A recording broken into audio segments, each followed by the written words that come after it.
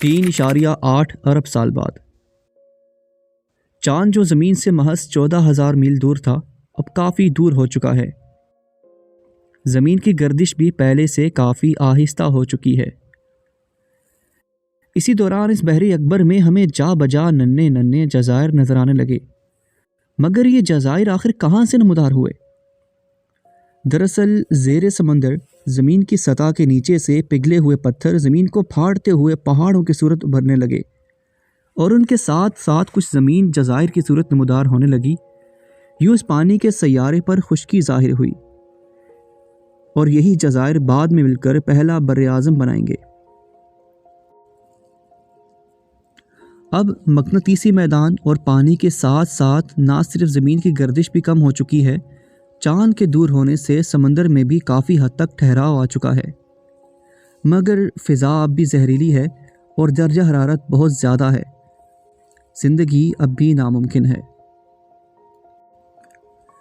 3.8 ارب سال بعد زمین پھر سے شہابیوں کی موسلا دھار بارش کا نشانہ بنی۔ زمین اب تک شہابیوں کی برسات کا نشانہ تھی، مگر اب کی بار خلائی پتھر کافی مختلف تھے۔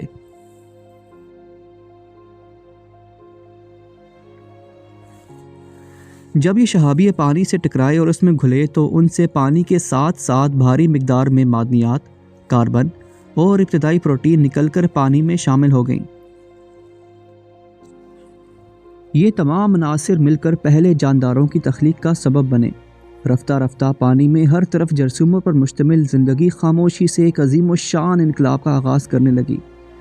یہ اس بظاہر ناممکن آب و ہوا والے سیارے پر زندگی کا آغاز ہے۔ اسی طرح لاکھوں سال گزرتے گئے اور یہ بیکٹیریا نئی شکل اختیار کرنے لگے۔ پانی کی اتھاہ گہرائیوں میں ہزاروں فٹ نیچے بے شمار چمنیاں بن چکی ہیں۔ ان چمنیوں سے گرم محلول نکل رہا ہے جس میں وہی پروٹین، معدنیات، کاربن اور کچھ دیگر عناصر موجود ہیں۔ یہی وہ خاص محلول ہے جس سے رب کائنات نے زمین پر زندگی کا آغاز فرمایا۔ اس مرحلے پر رب کائنات نے قرآن میں فرمایا، کیا کافروں نے نہیں دیکھا کہ آسمان اور زمین دونوں ملے ہوئے تھے تو ہم نے جدا جدا کر دیا، اور تمام جاندار چیزیں ہم نے پانی سے بنائیں، پھر یہ لوگ ایمان کیوں نہیں لاتے؟ اور ہم نے زمین میں پہاڑ بنائے تاکہ لوگوں کے بوجھ سے ہلنے اور جھکنے نہ لگے، اور اس میں کشادہ رستے بنائے تاکہ لوگ ان پر چلیں۔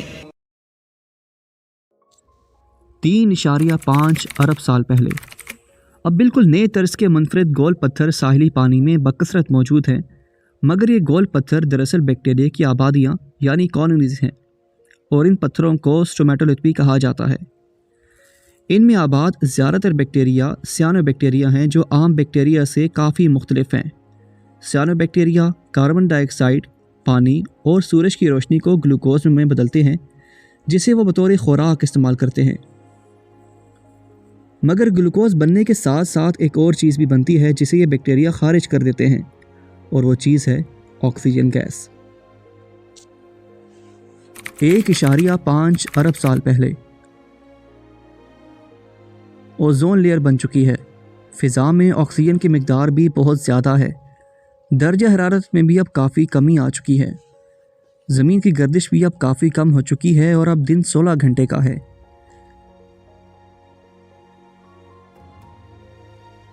زمین پر اب زندگی کے لیے سب عوامل موجود ہیں، مگر 3 ارب سال بعد بھی بیکٹیریا کے علاوہ کوئی دوسرا جاندار موجود نہیں، نہ پودے، نہ مچھلیاں، نہ ڈائنوسور۔ یہ سب تو دور، ابھی بھی چھوٹے چھوٹے جزائر کے سوا کوئی بر صغیر یا بر اعظم موجود نہیں۔ مگر زمین میں کچھ ایسا ہے جو باقی سیاروں میں نہیں ہے۔ زمین زندہ ہے۔